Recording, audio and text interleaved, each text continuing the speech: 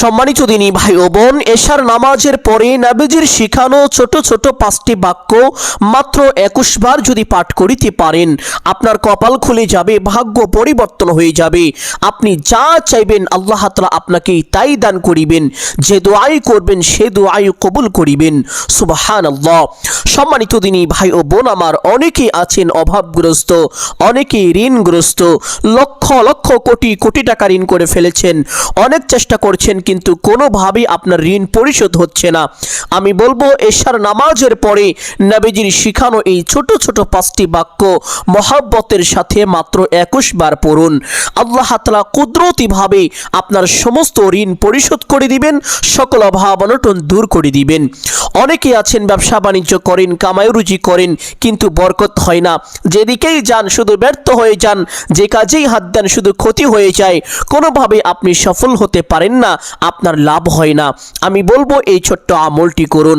মহান আল্লাহ তাআলা এই দুনিয়ার প্রত্যেকটি জায়গায় উন্নতি ও সফলতা দান করবেন, সকল প্রকার ব্যর্থতা ও অবনতি থেকে নিজ কুদরতি হাতে হেফাজত করবেন, প্রত্যেকটি কাজে আল্লাহ তাআলা বরকত দান করবেন।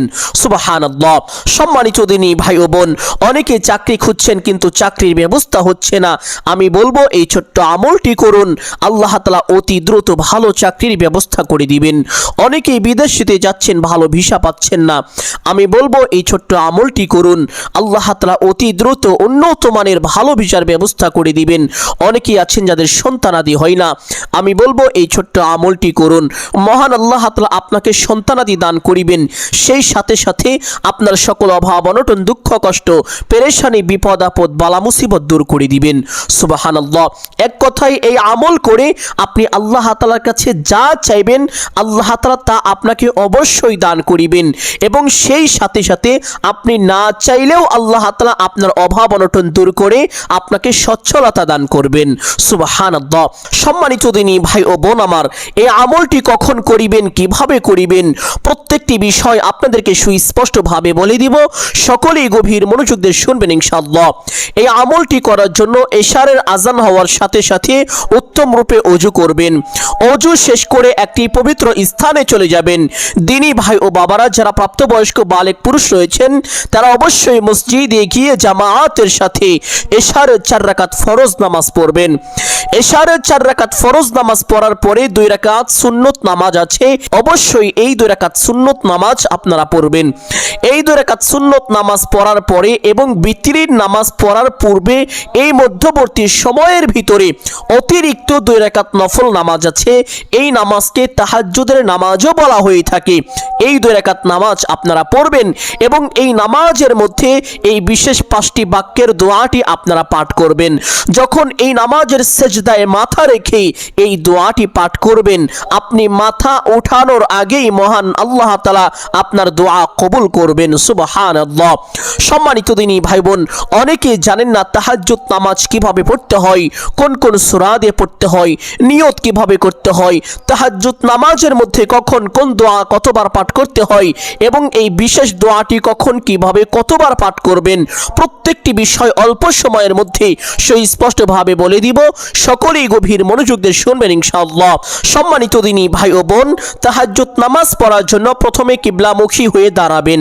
দাঁড়িয়ে নিয়ত করিবেন এইভাবে, আমি কিবলামুখী হয়ে আল্লাহ তাআলার সন্তুষ্টির জন্য 2 রাকাত তাহাজ্জুদ নামাজ পড়িতেছি। নিয়ত শেষ করে প্রত্যেক নামাজে হাত দুটি যেইভাবে উঠিয়ে থাকেন ঠিক সেভাবে উঠাবেন। উঠিয়ে আল্লাহু আকবার বলে হাত দুটি ছেড়ে দিয়ে বেঁধে ফেলবেন। বাঁধার পরে সানা পাঠ করিবেন একবার এইভাবে, সুবহানাকাল্লাহুম্মা ওয়া বিহামদিকা ওয়া তাবারাকা ইসমুকা ওয়া তাআলা জাদ্দুকা ওয়া লা ইলাহা গায়রুক। অতঃপর একবার আউযু বিল্লাহ এবং বিসমিল্লাহ এইভাবে পাঠ করবেন। আউযু বিল্লাহি মিনাশ শাইতানির রাজীম, বিসমিল্লাহির রহমানির রহিম। অতঃপর একবার সূরাতুল আল ফাতিহা শুরু থেকে শেষ পর্যন্ত সহি শুদ্ধ করে এইভাবে পাঠ করবেন। আলহামদুলিল্লাহি রাব্বিল আলামিন, আর রহমানির রহিম, মালিকি ইয়াউমিদ্দিন, ইয়াকা না'বুদু ওয়া ইয়াকা নাস্তাঈন, ইহদিনাস সিরাতাল মুস্তাকিম, সিরাতাল্লাযীনা আন'আমতা আলাইহিম গায়রিল মাগদুবি আলাইহিম ওয়ালাদ-দাল্লিন। অতঃপর একবার বলবেন আমিন। অতঃপর বলবেন বিসমিল্লাহির রহমানির রহিম। অতঃপর যেহেতু এটা প্রথম রাকাত, এই জন্য পবিত্র কুরআনুল কারীম থেকে যে কোনো একটি সূরা আপনারা পাঠ করিবেন। আপনাদের বোঝানোর জন্য আমি ছোট্ট একটি সূরা পাঠ করছি। ওয়াল আসর ইন্নাল ইনসানা লাফি খুসর ইল্লাল্লাযীনা আমানু ওয়া আমিলুস সলিহাতি ওয়া তাওয়াসাউ বিল হক ওয়া তাওয়াসাউ বিস সবর। আপনারা চাইলে এই সূরাটিও পাঠ করতে পারেন অথবা যে কোনো একটি সূরা পাঠ করে নেবেন ইনশাআল্লাহ। সূরা পাঠ করা শেষ করে আল্লাহু আকবার বলে রুকুতে চলে যাবেন। রুকুতে গিয়ে রুকুর তাসবিহ পাঠ করিবেন কমপক্ষে 3 বার এইভাবে সুবহানা রাব্বিয়াল আযীম। আপনি চাইলে এই তাসবিহ 5 বার অথবা 7 বার পাঠ করিতে পারেন। তাসবিহটি পাঠ করা শেষ করে সামি আল্লাহু লিমান হামিদা বলে সোজা হবেন। সোজা হওয়ার পরে একটি ছোট্ট দোয়া পাঠ করিবেন একবার এইভাবে রব্বানা লাকাল হামদ। অতঃপর আল্লাহু আকবার বলে সিজদায় চলে যাবেন। সিজদায় গিয়ে সিজদার তাসবিহ পাঠ করিবেন কমপক্ষে 3 বার এইভাবে সুবহানা রাব্বিয়াল আ'লা। আপনি চাইলে এই তাসবিহ 5 বার অথবা 7 বার পাঠ করিতে পারেন। তাসবিহটি পাঠ করা শেষ করে সিজদায় মাথাটি রেখে নবীজির শিখানো 5টি বাক্যের সেই বিশেষ দোয়াটি পাঠ করিবেন। দোয়াটি হলো আল্লাহুম্মা ইয়া আউয়ালাল আউয়ালিন ইয়া আখিরাল আখিরিন ইয়া যাল কুওয়াতিল মাতিন ইয়া রাহিমাল মাসাকিন ইয়া আরহামার রাহিমিন। দোয়াটি একবার পাঠ করা শেষ করে আল্লাহু আকবার বলে সোজা হয়ে বসে পড়বেন। বসে 2 সিজদার মাঝখানে আল্লাহ নবী সাল্লাল্লাহু আলাইহি ওয়াসাল্লাম একটি গুরুত্বপূর্ণ দোয়া পাঠ করতেন। যদি আপনি দোয়াটি পারেন তাহলে একবার এইভাবে পাঠ করিবেন আল্লাহুম্মা গফিরলি ওয়ারহামনি ওয়াহদিনি ওয়াআফিনি ওয়ারযুকনি। যদি এই দোয়াটি পাঠ করা কষ্ট হয়ে যায় তাহলে 3টি বাক্য এইভাবে পাঠ করবেন আল্লাহুম্মা গফিরলি ওয়ারহামনি ওয়ারযুকনি।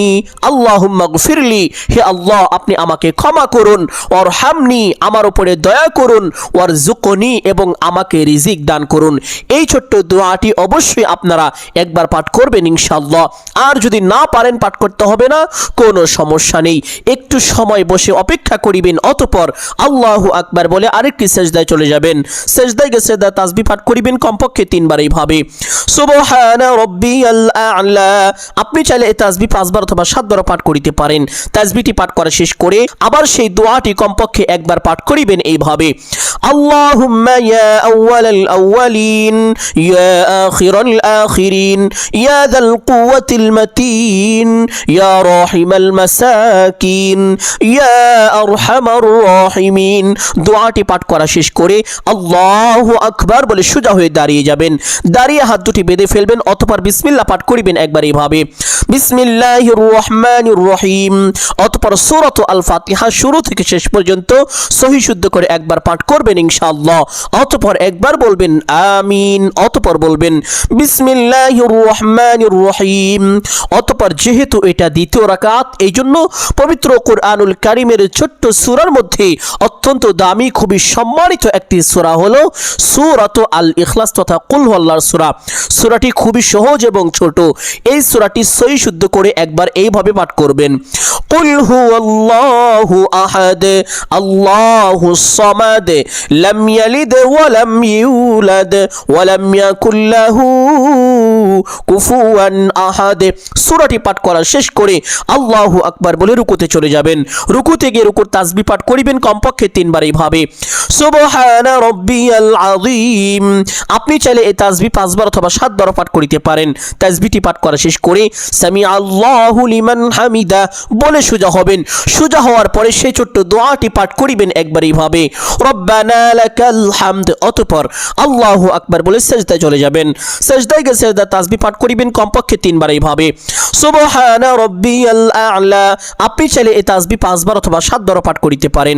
তাসবিহটি পাঠ করা শেষ করে সেই ছোট্ট দোয়াটি পাঠ করিবেন একবার এইভাবে আল্লাহুম্মা ইয়া আউয়ালাল আউয়ালিন ইয়া আখিরাল আখিরিন ইয়া যাল কুওয়াতিল মাতিন ইয়া রাহিমাল মাসাকিন ইয়া আরহামার রাহিমিন। দোয়াটি পাঠ করা শেষ করে আল্লাহু আকবার বলে সোজা হয়ে বসে পড়বেন। বসে 2 সিজদার মাঝখানে সেই দোয়াটি যদি পারেন তাহলে অবশ্যই একবার পাঠ করবেন। আর যদি না পারেন পাঠ করতে হবে না, কোনো সমস্যা নেই। একটু সময় বসে অপেক্ষা করবেন, অতঃপর আল্লাহু আকবার বলে আরেকটি সিজদায় চলে যাবেন। সিজদায় গিয়ে সিজদার তাসবিহ পাঠ করবেন কমপক্ষে 3 বার এইভাবে সুবহানা রাব্বিয়াল আ'লা।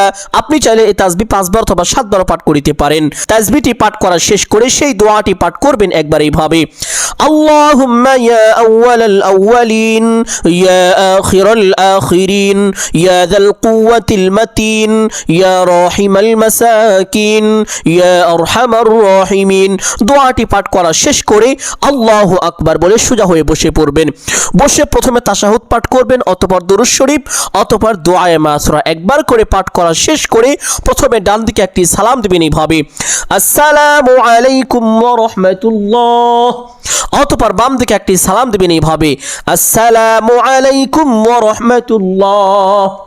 এইভাবে দুইটি সালাম দিয়ে নামাজটি শেষ করবেন।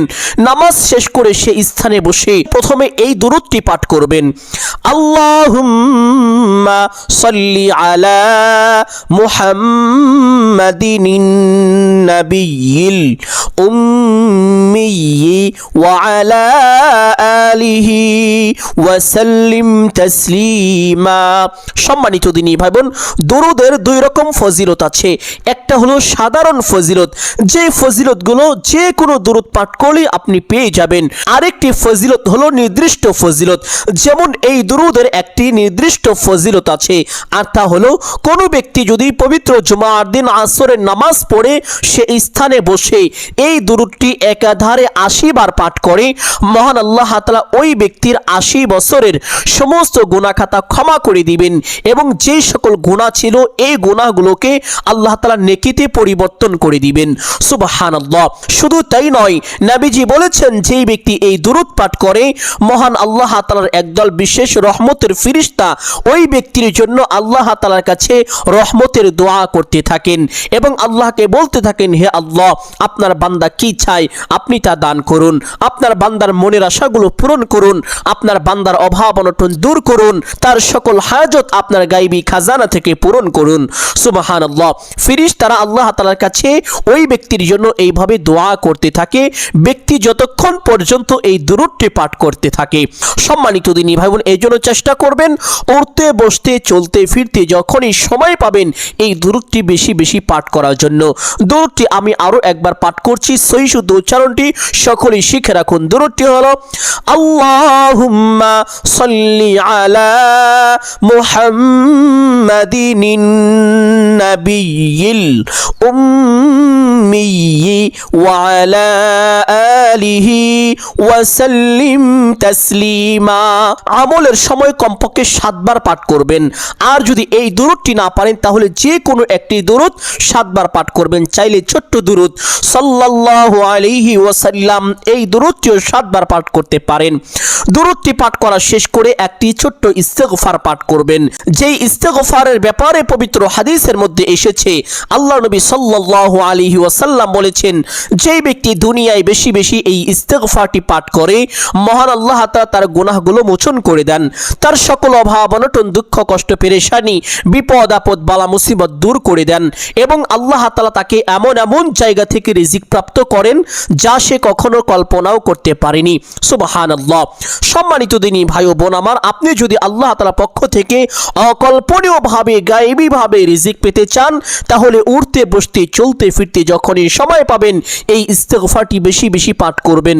ইস্তেগফারটি হলো, আস্তাগফিরুল্লাহ রাব্বি মিন কুল্লি যামবি ওয়া আতুবু ইলাইহি লা হাওলা ওয়ালা কুওয়াতা ইল্লা বিল্লাহিল আলিয়্যিল আযীম। যদি এই ইস্তেগফারটি পাঠ করিতে না পারেন তাহলে যে কোনো একটি ইস্তেগফার অথবা এই ছোট্ট ইস্তেগফারটিও পাঠ করতে পারেন। আস্তাগফিরুল্লাহ আমলের সময় কমপক্ষে 7 বার পাঠ করবেন।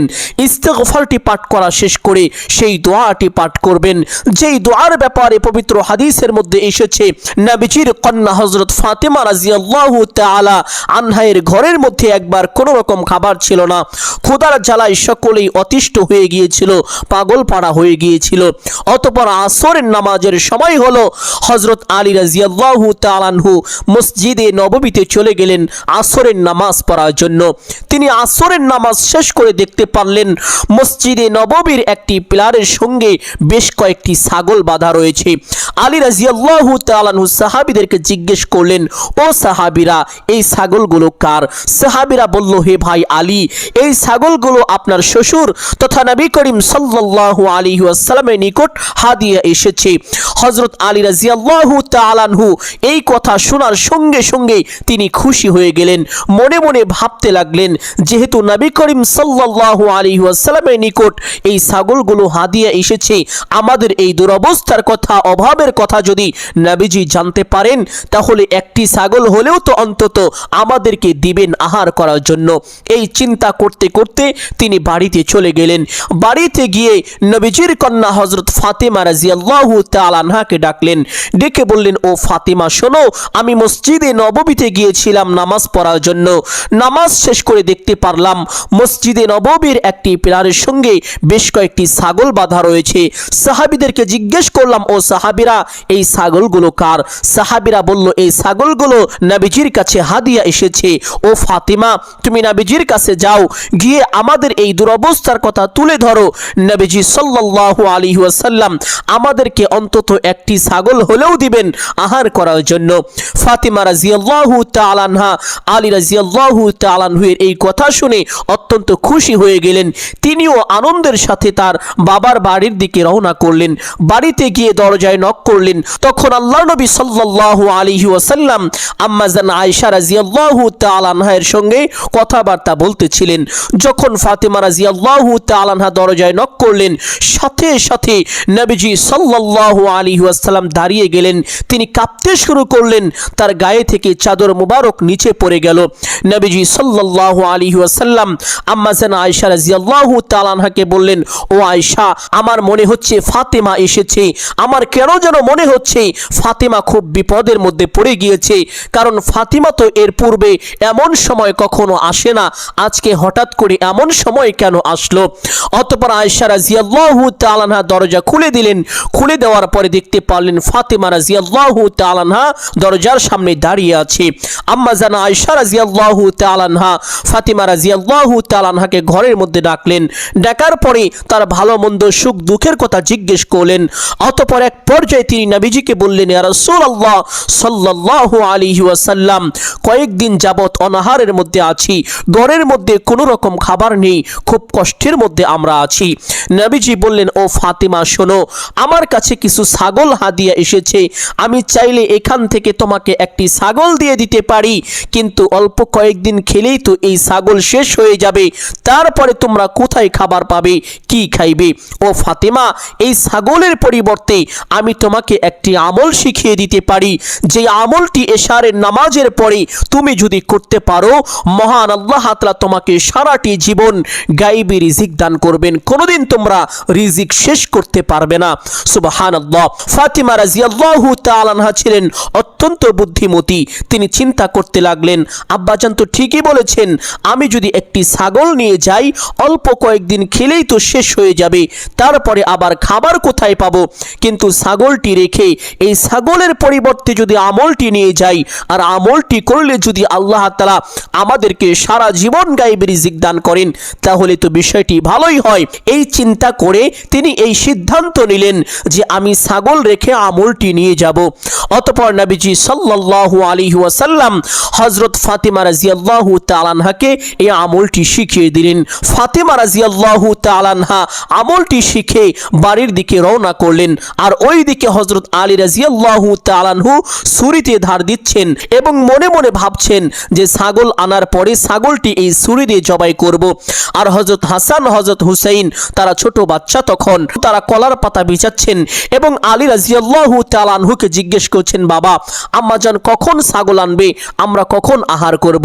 হযরত আলী রাদিয়াল্লাহু তাআলা আনহু তাদেরকে বুঝ দিচ্ছেন যে বাবারা, একটু অপেক্ষা করো, একটু পরেই তোমার আম্মাজান চলে আসবে। অতঃপর যখন ফাতেমা রাদিয়াল্লাহু তাআলা আনহা বাড়ির কাছে চলে আসছেন, আলী রাদিয়াল্লাহু তাআলা আনহু দেখতে পারলেন যে ফাতেমা রাদিয়াল্লাহু তাআলা আনহার হাতের মধ্যে কোনো খাবার নেই, কোনো ছাগলও নেই। এই অবস্থা দেখে হযরত আলী রাদিয়াল্লাহু তাআলা আনহু ভীষণ কষ্ট পেলেন। অতঃপর ফাতেমা রাদিয়াল্লাহু তাআলা আনহা বাড়িতে আসার পরে হযরত আলী রাদিয়াল্লাহু তাআলা আনহু ফাতিমাকে বললেন, ও ফাতিমা, তুমি টেনশন করো না, আমি বুঝতে পেরেছি তুমি যাওয়ার পূর্বেই ছাগলগুলো বিতরণ করা হয়ে গিয়েছে। ফাতিমা রাদিয়াল্লাহু তাআলা আনহা বলেন, হে আলী, আমি যাওয়ার পূর্বে কোনো ছাগল বিতরণ করা হয়নি, সমস্ত ছাগলগুলোই ছিল, কিন্তু নবীজি সাল্লাল্লাহু আলাইহি ওয়াসাল্লাম আমাকে দুইটি অপশন দিলেন। একটি অপশন হলো তোমাকে এই ছাগলটি আমি দিয়ে দিতে পারি, এই ছাগল অল্প কয়েকদিন খেলে শেষ হয়ে যাবে, তারপরে কি খাইবা, তবে এই ছাগলের পরিবর্তে তোমাকে একটি আমল দিতে পারি, যে আমল করলে আল্লাহ তাআলা তোমাদেরকে সারা জীবন গায়েব রিজিক দান করবেন। সুবহানাল্লাহ। হে আলী, এই জন্য আমি চিন্তা ভাবনা করে ছাগল রেখে আমলটি নিয়ে এসেছি। এই কথা শোনার সাথে সাথে আলী রাদিয়াল্লাহু তাআলা আনহু ভীষণ খুশি হয়ে গেলেন। অতঃপর তারা দুইজন মিলে এশারের নামাজ পড়ে আমলটি করলেন। সম্মানিত দিনী ভাই বোন, আমলের নিয়মটি বলে দিচ্ছি, সকলেই গভীর মনোযোগ দিয়ে শুনবেন। এইভাবে আমলটি করতে হবে যেইভাবে ফাতিমা রাদিয়াল্লাহু তাআলা আনহা এবং হযরত আলী রাদিয়াল্লাহু তাআলা আনহু এই আমল করার সাথে সাথে আল্লাহ তাআলা তাদেরকে গায়েবী রিজিক দান করেছিলেন। এত পরিমাণ রিজিক দান করেছিলেন, যারা একসময় রিজিক পেত না, অভাব অনটনে থাকতো, ক্ষুধার জ্বালায় কষ্ট করত, এই আমল করার পরে আল্লাহ তাআলা তাদেরকে এত রিজিক দিলেন যে তারা খেয়ে শেষ করতে পারে না। সুবহানাল্লাহ। সম্মানিত দিনী ভাই বোন, তাহাজ্জুদ নামাজ শেষ করে সেই স্থানে বসে সর্বপ্রথম 7 বার দুরূদ শরীফ পাঠ করবেন, 7 বার ইস্তেগফার পাঠ করবেন, অতঃপর এই দোয়াটি এইভাবে 21 বার পাঠ করবেন।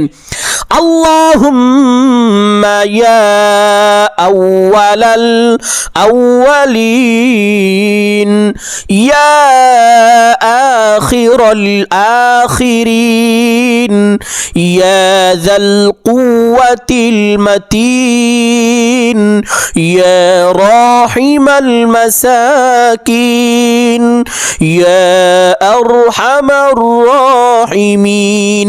দোয়াটি এইভাবে 21 বার পাঠ করা শেষ করে আবার 7 বার দুরূদ শরীফ পাঠ করবেন। দুরূদ শরীফ পাঠ করা শেষ করে মোনাজাত করবেন। এই মোনাজাতের মধ্যে আপনি যা চাইবেন আল্লাহ তাআলা আপনাকে তাই দান করিবেন। যে দোয়াই করবেন সে দোয়াই কবুল করিবেন। মোনাজাতের সঠিক নিয়মটি বলে দিচ্ছি, সকলেই লক্ষ্য করুন। আলহামদুলিল্লাহি রাব্বিল আলামিন ওয়াসসালাতু ওয়াসসালামু আলা সাইয়্যিদিল আম্বিয়া ওয়াল মুরসালিন। মোনাজাতের শুরুতে এই দুইটি বাক্য অবশ্যই একবার বলবেন। বলার পরে আপনার যা কিছু প্রয়োজন সমস্ত কিছু চাইবেন, চাওয়া শেষ করে 3 বার বলবেন, ইয়া যাল জালালি ওয়াল ইকরাম ইয়া যাল জালালি ওয়াল ইকরাম ইয়া যাল জালালি ওয়াল ইকরাম। অতঃপর 3 বার বলবেন, ইয়া হাইয়ু ইয়া কাইয়ুম ইয়া হাইয়ু ইয়া কাইয়ুম ইয়া হাইয়ু ইয়া কাইয়ুম। অতঃপর একবার বলবেন, হে আল্লাহ, আপনার হাবিবের উসিলা করে আমার দোয়া মোনাজাত কবুল আর মঞ্জুর করে নিন। অতঃপর 3 বার আমিন বলবেন, আমিন আমিন আমিন বিরহমাতিকা ইয়া আরহামার রাহিমিন। মোনাজাত শেষ করে একবার দুরূদ শরীফ পাঠ করবেন। এইভাবে যদি এই আমলটি করতে পারেন, আপনি যা চাইবেন আল্লাহ তাআলা আপনাকে তাই দান করিবেন। সকল অভাব অনটন দুঃখ কষ্ট পেরেশানি বিপদ আপদ বালা মুসিবত আপনার উপর থেকে সাথে সাথে দূর করে দিবেন। সুবহানাল্লাহ। সম্মানিত দিনী ভাই ও বোন আমার, আমি আশা করছি আজকের এই আমলটি আপনাদের সকলের জন্য অত্যন্ত গুরুত্বপূর্ণ এবং উপকারী ছিল। অতএব সকলকে বলবো সদকায়ে জারিয়ার উদ্দেশ্যে কমপক্ষে একটি হলেও শেয়ার করে দিবেন। যদি আলোচনাটি ভালো লাগে অবশ্যই ভিডিওতে একটি লাইক করবেন, কমেন্টে আমিন বলে দোয়ায় শরীক থাকবেন। যারা এই চ্যানেলের নতুন দর্শক রয়েছেন চেষ্টা করিবেন চ্যানেলটি সাবস্ক্রাইব করে রাখার জন্য। সকলের জন্য অন্তর থেকে দোয়া করি আল্লাহ তাআলা সকলকে ভালো রাখুন, সুস্থ রাখুন, জানে মালে কামায় রুজি ব্যবসা বাণিজ্যে প্রচুর পরিমাণ উন্নতি ও বরকত দান করুন। সকলেই বলি আমিন সুম্মা আমিন। আসসালামু আলাইকুম ওয়া রাহমাতুল্লাহি ওয়া বারাকাতুহু।